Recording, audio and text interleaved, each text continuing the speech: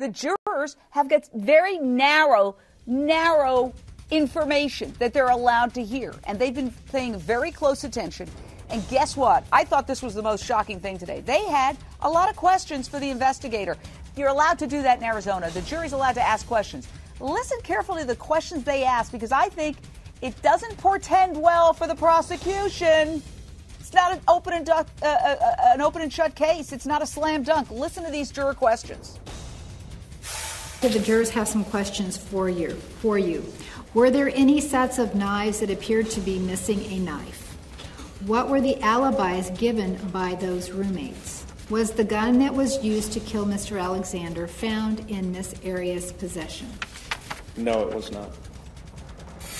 Roommate alibis? Have they forgotten that Jodi has admitted she's the one who inflicted these awful wounds to her boyfriend?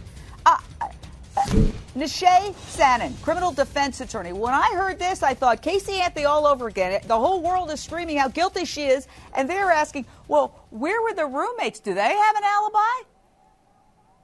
Well, I think one of the biggest problems is, and one of the reasons the prosecutor decided not to call this witness, is this jury is paying close attention to what's going on, and I think the prosecution is concerned that this ex-girlfriend or girlfriend at the same time that Jodi was dating Travis Alexander would say something to even make it worse for the prosecution.